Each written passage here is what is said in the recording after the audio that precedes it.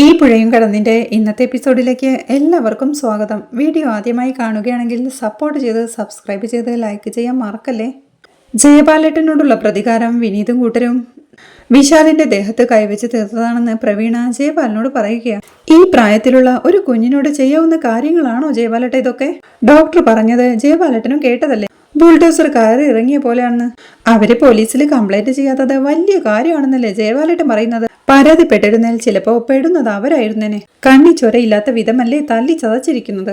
മർമ്മത്തൊന്നും അടികൊണ്ട് ജീവൻ പോവാത്തത് ഭാഗ്യം. കൊച്ചിന് സൗകര്യത്തിന് കിട്ടിയപ്പോ അവരെല്ലാരും കൂടി ജയപാലേട്ടനോടുള്ള പക തീർത്തതായിട്ടാ എനിക്ക് തോന്നുന്നത്. ശാരദയുടെ മക്കള് ആ പെണ്ണുങ്ങൾ വരെ കൈവച്ചു എന്ന് പ്രവീണ പറയുന്നത് കേൾക്കെ ജയപാലനും വിനീത് അന്ന് തന്നെ ഭീഷണിപ്പെടുത്തിയ കാര്യം ഓർത്തെടുക്കുകയാണ്. ഇനി ഈ വീട്ടിലെ ആന്തരിയായി വരുന്നത് ഞാനാ, അതായത് ഗൃഹനാഥൻ. ആ ഒരു അവകാശത്തിൽ ഞാൻ പറയുക, എന്റെ അമ്മാവനോട് ചെയ്തത് എനിക്ക് ക്ഷമിക്കാൻ പറ്റില്ല. അതുകൊണ്ട് ഇത്രയെങ്കിലും എനിക്ക് എന്റെ അമ്മാവന് വേണ്ടി ചെയ്യണമെങ്കിലേ ഇറങ്ങിപ്പോടാ പന്നെ എന്നവൻ പരിഹസിച്ചതും കാവേരി തന്നെ പരിഹസിച്ചതും ജയപാലൻ ഓർക്കുന്നുണ്ട്. ഇന്ന് കോഴി വിളിച്ചവരെ കൺവെട്ടത്ത് നിന്ന് പുഴുത്ത പട്ടിയെ പോലെ ആട്ടി ഓടിക്കും എന്നും ആദരവും അംഗീകാരവും കൊതിച്ച ജയപാലന്റെ മരണമായിരിക്കും അത് എന്നവൾ വെല്ലുവിളിച്ചതും ഓർക്കെ ജയപാലന്റെ ദേഷ്യം ഇരട്ടിക്കുകയാ. പ്രവീണ വീണ്ടും പറയുന്നുണ്ട്, തള്ളയ്ക്കും പിള്ളേർക്കും കലിപ്പ് ചില്ലറയല്ലോ, അതെന്റെ കൊച്ചിന്റെ പുറത്ത് തീർത്തെന്ന. ജയപാലനും ദേഷ്യത്തോടെ പോലീസിന് വിളിക്കുന്നുണ്ട്. ഒന്ന് കാണണമല്ലോ വിപിൻ സാറേ, ചെറിയൊരു പണിയുണ്ടെന്ന്. അവിടെ സ്നേഹതീരത്ത് സോഫയിലിരിക്കുന്ന ശാരദയുടെ മടിയിൽ തലവെച്ച് കിടക്കുകയാ യമുന. ടെൻഷനോടെ രാധമ്മയും വിനീതും അവിടെ ഇരിപ്പുണ്ട്. ശാരദ പറയുകയാ, മനസാക്ഷിയില്ലാതെ അവരെന്തൊക്കെയാ പറഞ്ഞെന്ന് അറിയാമോ അമ്മ? നമ്മുടെ കൂടെ നിൽക്കുമ്പോഴാണ് ഓർമ്മിക്കണം. ഇക്കണക്കിന് യമുനയെ ഒറ്റക്കിട്ടുക അവരെന്തൊക്കെ പറയും എന്നമ്മ പറയുന്നത് കേൾക്കെ യമുനയും സങ്കടത്തോടെ കരയാൻ തുടങ്ങുകയാ. അത് വിടടി, അവരെത്ര നാൾ പറയും? 7 ദിവസം, 10 ദിവസം, അതോ 1 മാസം പറയോ? പുതിയൊരു വിഷയം കിട്ടുമ്പോ അവരത് മറക്കും. അങ്ങനെയാ പൊതുജനം. അല്ല, ഗംഗയും കാവേരിയും കൂടി എങ്ങോട്ട് പോയി ഇതിനിടയില് എന്ന് രതമ്മ ചോദിക്കെ വിനീതും പറയുന്നുണ്ട്. യമുനയുടെ കോളേജിൽ നിന്ന് വിളിച്ച് വിവരങ്ങൾ അന്വേഷിച്ചിരുന്നു. അവിടെ കാര്യങ്ങൾ നേരിട്ട് അറിയിക്കുന്നതാ നല്ലതെന്ന് തോന്നി. കുട്ടികള് പലതരക്കാരാണല്ലോ, പലരും പലതും പറഞ്ഞെന്നിരിക്കും. അവിടെയുള്ളവരൊക്കെ കാര്യങ്ങൾ മനസ്സിലാക്കിയിരുന്നാൽ അതൊരു രക്ഷയാ. അതുകൊണ്ട് കാര്യങ്ങൾ നേരിട്ട് പോയി വിശദീകരിക്കാമെന്ന് കാവേരി പറഞ്ഞു എന്ന് വിനീത് പറയുന്നുണ്ട്. പിള്ളേരൊക്കെ പലതും പറഞ്ഞെന്നിരിക്കും, അതൊന്നും കാര്യമാക്കണ്ട. നമ്മുടെ ജീവിതത്തിൽ 2 or 3 വർഷം കൂടെയുള്ളവരാ അവര്. ജീവിതമെന്ന് പറഞ്ഞാ പിന്നെയും ഒരുപാട് വലുതാ. ഒരു 10 or 20 വർഷം കഴിഞ്ഞ് ഓർമ്മിച്ചെടുക്കാൻ നോക്കുമ്പോ ഇപ്പോ ചങ്ക് ബ്രോ എന്ന് പറഞ്ഞ് കെട്ടിപ്പിടിച്ച് നടക്കുന്നവരുടെ മുഖം തന്നെ ഓർമ്മ വരണമെന്നില്ല. അതുപോലെ ശരീരത്തിനും മനസ്സിനുമേറ്റ ചെറിയ മുറിവുകളും അതും മാഞ്ഞു പോകും. അത് നമ്മൾ മറക്കും എന്നൊക്കെ പറഞ്ഞ് രാധമ്മ അവളെ ആശ്വസിപ്പിക്കുക. ഭക്ഷണം പുറത്തുനിന്ന് വാങ്ങട്ടെ എന്ന് ചോദിച്ച് വിനീത് എഴുന്നേൽക്കുമ്പോഴേക്കും വേണ്ട മോനെ എന്ന് ശാരദയും. ഉണ്ടാക്കി വെച്ചിട്ടുണ്ടെന്നാണോ അമ്മായി എന്ന് വിനീത് ചോദിക്കേ. ഇല്ല, ഉണ്ടാക്കണം, അതിപ്പോ റെഡിയാക്കാമെന്ന് അമ്മായിയോ. വേണ്ട അമ്മായി, ആ സമയം കൂടി നമുക്ക് എല്ലാവർക്കും ഒരുമിച്ചിരിക്കാം. പുറത്തുനിന്ന് വാങ്ങിച്ച് ഇവിടെ കൊണ്ടുവന്ന് തരാൻ ഞാൻ സലീമിക്കയോട് പറയാം. യമുനെ ഒന്ന് ഉഷാറായിരിക്കും മോളെ എന്ന് പറഞ്ഞ് വിനീത് സലീമിക്കയെ വിളിച്ച് പുറത്തേക്ക് ഇറങ്ങുകയാ. ആ സമയം നീള മുറ്റത്തുകൂടി വെറുതെ നടക്കുകയായിരുന്നു. അപ്പോഴാണ് ഒരു പോലീസ് ജീപ്പ് അങ്ങോട്ട് വരുന്നത്. അത് കണ്ടവൾ പേടിയോടെ അമ്മയെന്ന് വിളിച്ച് അകത്തേക്ക് ഓടുകയാ. ഭക്ഷണം സലീമിക്ക് ഇപ്പൊ കൊണ്ടുവരുമെന്ന് പറഞ്ഞ് വിനീത് സോഫയിലേക്ക് ഇരിക്കുമ്പോഴാണ് അമ്മയെന്നുള്ള നിളയുടെ വിളി കേൾക്കുന്നത്. നിള അങ്ങോട്ട് ഓടി വന്ന്, അമ്മേ ഇതേ പോലീസ്, ദേ ഇങ്ങോട്ടാ വരുന്നേ എന്ന് നിള പേടിയോടെ പറയുന്നുണ്ട്. എന്താടി ഇപ്പൊ പോലീസ് എന്ന് രാധമ്മയും അമ്പരപ്പോടെ ചോദിക്കെ. ആ ബാങ്കിന്റെ കേസൊക്കെ നമ്മൾ തീർത്തതല്ലേ എന്ന് ശാരദയും പറയുന്നുണ്ട്. അപ്പോഴേക്കും പോലീസുകാർ സിറ്റൗട്ടിലേക്ക് എത്തിയിരുന്നു. അടുത്ത സ്ഥലത്തെങ്ങാനും അന്വേഷണം നടത്താൻ വന്നതായി. ഞാൻ ചെന്ന് നോക്കാമെന്ന് പറഞ്ഞ് വിനീത് സീറ്റൗട്ടിലേക്ക് പോകാൻ തുടങ്ങുമ്പോഴേക്കും പോലീസുകാർ ഹാളിലേക്ക് കയറി വരുന്നുണ്ട്. അവരെ കണ്ട് എല്ലാവരും പരിഭ്രമത്തോടെ എഴുന്നേൽക്കുമ്പോഴേക്കും ഇവിടെ ഈ വിനീത് എന്ന് പറയുന്നവൻ ആരാണെന്ന് CI ചോദിക്കുന്നുണ്ട്. ഞാനാണ് സാർ എന്ന് വിനീതും. കണ്ട പിന്നെ അയ്യോ പാവം, കയ്യിലിരിപ്പ് വേറെയും അല്ലടാ എന്ന് CIയും ചോദിക്കുക. സർ മനസ്സിലായില്ല എന്ന് വിനീതും. അല്ല, റൗഡിസമാണ് നിന്റെ കയ്യിലിരിപ്പെന്ന് നിന്നെ കണ്ട ആരും പറയില്ലല്ലോ എന്ന് സാർ പറയേ. എന്താ സാർ എന്ന് ശാരദയും ചോദിക്കുക. റൗഡി സാറിനെതിരെ ഒരു കംപ്ലൈന്റ് ഉണ്ട് എന്ന് സാർ പറയുന്നത് കേൾക്കെ. കംപ്ലൈന്റോ എന്ന് ശാരദയും. എന്ത് കംപ്ലൈന്റ് ആണ് സാർ എന്ന് വിനീതും ചോദിക്കുക. വാസുവേട്ടാ, കംപ്ലൈന്റ് എന്താണെന്ന് സാറിന് അറിയണമെന്ന് എന്ന് കൂടെയുള്ള പോലീസുകാരനോടായി പറഞ്ഞ് CI വിനീതിന്റെ കോളർനെട്ട് പിടിച്ചുകൊണ്ട്, നീ വാടാ, നമുക്ക് സ്റ്റേഷനിൽ പോയിരിക്കാം, അവിടെ വെച്ച് നമുക്ക് സംസാരിക്കാം, നിനക്കെതിരെയുള്ള കംപ്ലൈന്റ് എന്താണെന്നൊക്കെ. അത് കണ്ട് പരിഭ്രമത്തോടെ അയ്യോ ഒന്നും ചെയ്യല്ലേ സാറേ എന്ന് പറഞ്ഞ് ശാരദയും കൂട്ടരും പേടിയോടെ നിലവിളിക്കുന്നുണ്ട്. വിനീതട്ടൻ വിട്ടെ എന്ന് യമുനയും സങ്കടത്തോടെ പറയുന്നുണ്ട്. ഈ വിപിൻ കുമാറിന്റെ സ്റ്റേഷൻ പരിധിയിൽ അങ്ങനെയൊരു റൗഡി വളർന്നു വരാൻ ഞാൻ സമ്മതിക്കില്ലടാ എന്ന് സാർ ദേഷ്യത്തോടെ പറയാ. സാർ എന്താ ഈ കാണിക്കുന്നത്? കാര്യം എന്താന്ന് പോലും പറയാതെ വീട്ടിൽ കയറി വന്ന് ആളെ കൈയേറ്റം ചെയ്യാനോ എന്ന് ശാരദയും ചോദിക്കുന്നുണ്ട്. സാർ ശാരദയുടെ അടുത്തേക്ക് ചെന്ന്, അയ്യോ സാക്ഷാൽ തൃപ്രങ്ങോട് ഭഗവതി ഇവിടെ ഉണ്ടായിരുന്നു തിരുവുള്ളക്കേടുണ്ടായി മണ്ണെണ്ണപ്പാട്ടയൊന്നും എടുക്കാൻ പോവല്ലേ? അടിയന്റെ ഈ തൊപ്പി തലയിലുണ്ടെങ്കിലേ കുടുംബം കഴിയത്തുള്ളൂ. ജയപാലന്റെ മോൻ വിശാലിനെ ഇവൻ കൈയേറ്റം ചെയ്യുന്നതെന്നും കൊല്ലാൻ ശ്രമിച്ചെന്നും ഇവനെതിരെ പരാതിയുണ്ട്. ജയപാലൻ തന്നെ രേഖാമൂലം പരാതിപ്പെട്ടതാ. ഭഗവതിക്ക് കാരണം എന്താണെന്ന് ബോധ്യപ്പെട്ടെങ്കിൽ ഞങ്ങൾക്ക് ഇവനെ അങ്ങ് കൊണ്ടുപോകാമായിരുന്നു എന്ന് പരിഹാസത്തോടെ സാർ പറഞ്ഞു നിർത്തേ.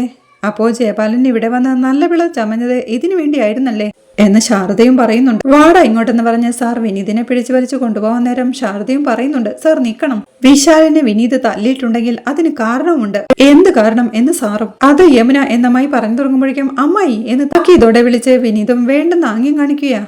സംസാരിക്കുമ്പോ ഇടയിൽ കയറുന്നോടാ എന്ന് ചോദിച്ച് അവന്റെ കഴുത്തിനിട്ട് സാർ കുത്തിപ്പിടിക്കുമ്പോഴേക്കും വീട് സാറേ എന്ന് പറഞ്ഞ് സാറിന്റെ കൈ തട്ടിമാറ്റിക്കൊണ്ട് വിശാലിനെ തല്ലിയത് ഞാൻ തന്നെയാ. മാർത്തണ്ടത്തെ അവന്റെ ഫാം ഹൗസിൽ പോയി തല്ലി. അവനെ മാത്രമല്ല അവന്റെ കൂട്ടുകാരെയും തല്ലി. അത് കഴിഞ്ഞിട്ടെ അവനെ പിടിച്ചു കയറ്റി വണ്ടി കയറ്റി ഇവിടം വരെ കൊണ്ടുവന്നു. എന്നിട്ടും തല്ലി. വധശ്രമമല്ല.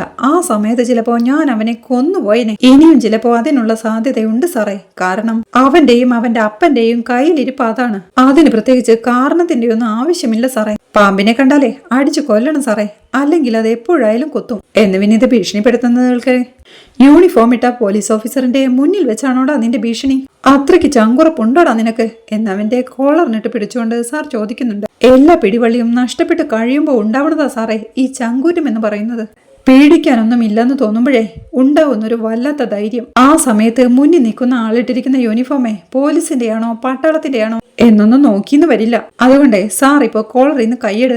ഞാൻ കൂടെ വരില്ല എന്നൊന്നും പറഞ്ഞില്ലല്ലോ. ഒരു തല്ലുകേസല്ലേ, തൂക്കിക്കൊല്ലാനുള്ള വകുപ്പൊന്നും ഇല്ലല്ലോ സാറേ.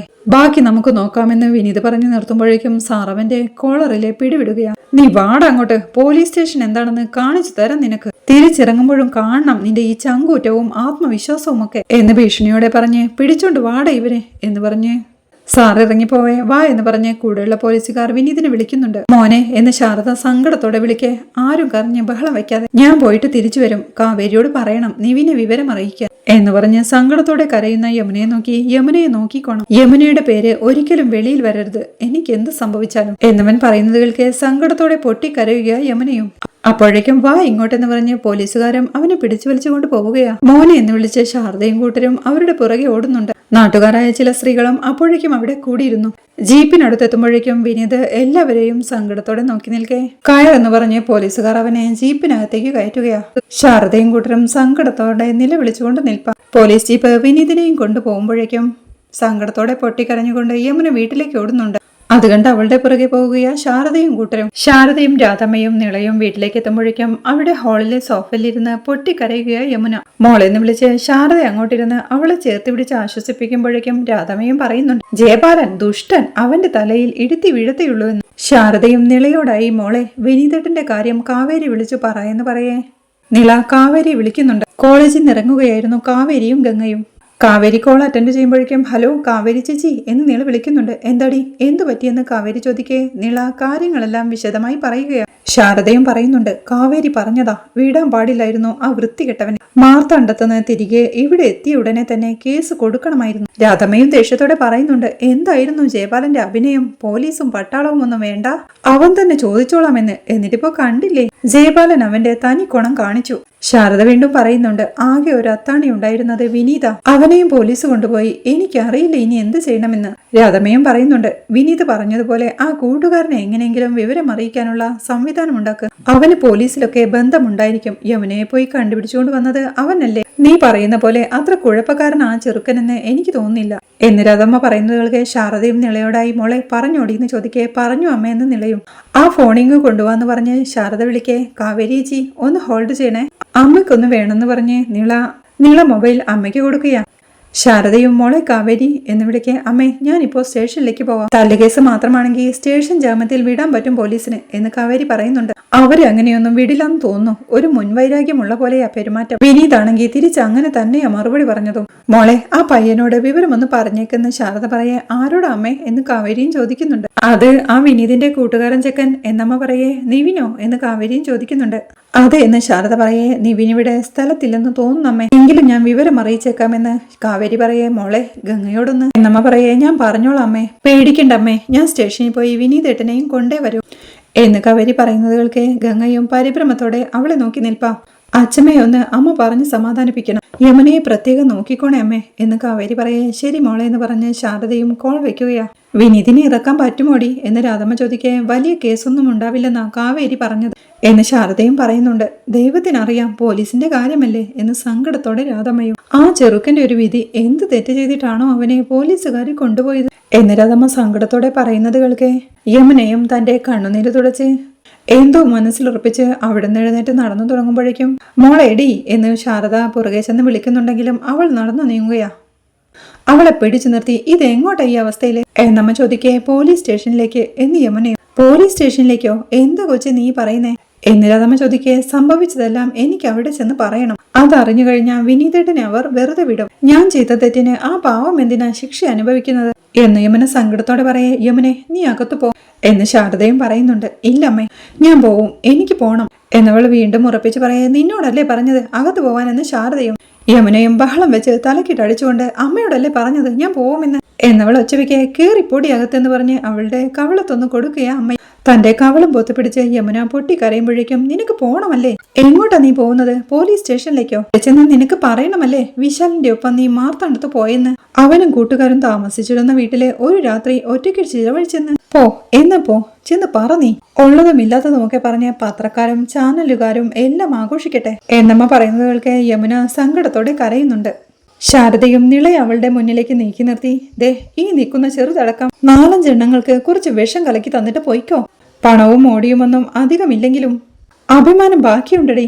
അതും കൂടി തുലയ്ക്കാതിരിക്കാനാ ആ പാവപ്പെട്ട ചെറുക്കൻ പോലീസ് സ്റ്റേഷനിൽ പോയി ഇരിക്കുന്നത്. നീ ഇറങ്ങിച്ചെന്ന് എല്ലാം പറയാനാണെങ്കിൽ പിന്നെ എന്തിനാടി ഇത്രയും കഷ്ടപ്പെട്ടത് എന്ന് ശാരദ ചോദിക്കുമ്പോഴേക്കും രാധമ്മയും അങ്ങോട്ട് വന്ന് നീ എന്തിനാടി അവളെ അടിച്ചത്? പനി പിടിച്ചു കിടക്കുന്ന കൊച്ചിന്റെ ദേഹത്താണോ കൈവച്ചതെന്ന് ചോദിക്കുക. യമുനയും സങ്കടത്തോടെ കരഞ്ഞുകൊണ്ട് ഞാൻ പിന്നെ എന്താ ചെയ്യേണ്ടതെന്ന് പറഞ്ഞു തരാൻ പറ അച്ഛമ്മേ എന്ന് പറഞ്ഞവൾ പൊട്ടിക്കരയെ. എന്റെ പൊന്നുമോളൊന്നും ചെയ്യണ്ട, അച്ഛമ്മയുടെ പൊന്നുമോള് വന്നേ വായെന്ന് പറഞ്ഞ് യമുനയെ ചേർത്ത് പിടിച്ച് അകത്തേക്ക് കൂട്ടിക്കൊണ്ടുപോവുക. രാധമ്മയും നിളയും സങ്കടത്തോടെ കരഞ്ഞുകൊണ്ട് ശാരദയും ആ സോഫയിലേക്ക് ഇരിക്കുകയാ.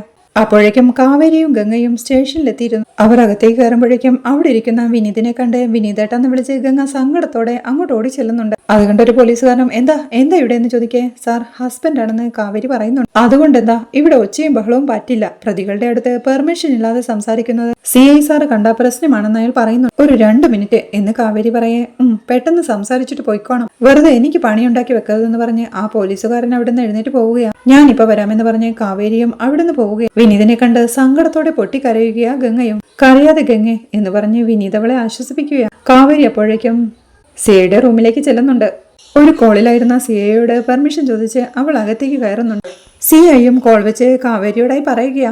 ഹെഡ്ക്വാർട്ടേഴ്സിൽ നിന്ന് ഇത് 4ാമത്തെ കോളാ. വെറും ഒരു തല്ലുകേസിലെ പ്രതിയെ സപ്പോർട്ട് ചെയ്യാൻ വേണ്ടിയിട്ട്. കാവേരിയല്ലേ എന്ന് സാർ ചോദിക്കേ. അതെ സാർ എന്ന് കാവേരി. അന്ന് മാഡത്തിന്റെ കൂടെ ജയപാലിനെതിരെ പരാതി തരാൻ വന്ന ആ പയ്യനുണ്ടല്ലോ, റിസോർട്ട് ഉടമ രാജേശ്വരിയുടെ മകൻ, അവൻ ആള് കൊള്ളാൻ കേട്ടോ. അവന്റെ സമ്മർദ്ദത്തിലാ ഈ ശുപാർശയെല്ലാം വരുന്നത്. കസ്റ്റഡിയിലുള്ള പ്രതിയെ തുടരുതെന്ന്. വിടാവുന്ന കേസാണെങ്കിൽ ചോദ്യം ചെയ്ത് അങ്ങ് വിട്ടോളാൻ. ഉള്ള സത്യം പറയാലോ, വേണമെങ്കിൽ ചോദ്യം ചെയ്ത ശേഷം അവനെ അങ്ങ് വിടാവുന്നതേയുള്ളൂ. പക്ഷേ തൽക്കാലം അവനെ വിടാൻ തീരുമാനിച്ചിട്ടില്ല. ആൾക്കാരോട് പെരുമാറാനും പോലീസിനെ ബഹുമാനിക്കാനും ഒക്കെ അവനൊന്ന് പഠിക്കട്ടെ. അത് കഴിഞ്ഞാലോചിക്കാൻ വിടുന്ന കാര്യം എന്ന് സാർ പറയേ. കാവേരിയും പറയുന്നുണ്ട്. സാർ, വിനീതേട്ടൻ എന്തെങ്കിലും പറഞ്ഞിട്ടുണ്ടെങ്കിൽ അന്യായമായ ഒരു കേസിൽ പ്രതിയാക്കപ്പെട്ടതിന്റെ സങ്കടത്തിലായിരിക്കും സാർ. വിനീതേട്ടൻ ഒരു പാവമാണ് സാർ എന്നവൾ പറയുമ്പോഴേക്കും CIയും വെയിറ്റ്, അന്യായമായൊരു കേസോ? ഞങ്ങൾ പോലീസുകാരെന്താ ഇവിടെ അന്യായം ചെയ്യാൻ നിൽക്കുകയാണോ എന്ന് സാർ ചോദിക്കുന്നുണ്ട്. ജയപാലൻ വിനീതിനെതിരെ തന്നത് ഒരു കള്ള പരാതിയാണെന്നാ ഞാൻ ഉദ്ദേശിച്ചത് എന്ന് കാവേരി പറയേ. കള്ള പരാതിയോ? ആ ചെക്കന്റെ ദേഹത്തുണ്ടായ മുറിവും ചതവും ഒക്കെ ഞാൻ നേരിട്ട് കണ്ടതാ. മെഡിക്കലിൽ ഡോക്ടർ നേരിട്ട് സാക്ഷ്യപ്പെടുത്തിയിട്ടുമുണ്ട്. ആ ചതവും മുറിവും ഒക്കെ ജയപാലന്റെ മകൻ സ്റ്റെയറിന്ന് വീണ് ഉണ്ടായതാണെന്ന് പറഞ്ഞ എന്ന് സാർ ചോദിക്കേ. അവനത് അർഹിക്കുന്നതാണെന്ന് കൂട്ടിക്കോ സാർ എന്ന് കാവേരിയും. ആ പറഞ്ഞതിന് മാഡത്തിന് ഇതുമായി ബന്ധപ്പെട്ട് കുറെ കാര്യങ്ങൾ അറിയാമെന്ന് തോന്നുന്നല്ലോ. ക്രൂരമർദ്ദനം അർഹിക്കുന്ന രീതിയിൽ വിശാൽ എന്തെങ്കിലും ചെയ്തതായി മാഡത്തിന് അറിയാമെന്നുണ്ടെങ്കിൽ അത് പറയുന്ന സാർ ചോദിക്കുന്നത് കേൾക്കേ. സാറിനെ തന്നെ നോക്കി ദേഷ്യത്തോടെ നിൽക്കുന്ന കാവേരി കാണിക്കുന്നിടത്താണ് ഈ എപ്പിസോഡ് അവസാനിക്കുന്നത്. വീഡിയോ ഇഷ്ടമായാൽ സപ്പോർട്ട് ചെയ്ത് സബ്സ്ക്രൈബ് ചെയ്ത് ലൈക്ക് ചെയ്യാൻ മറക്കല്ലേ.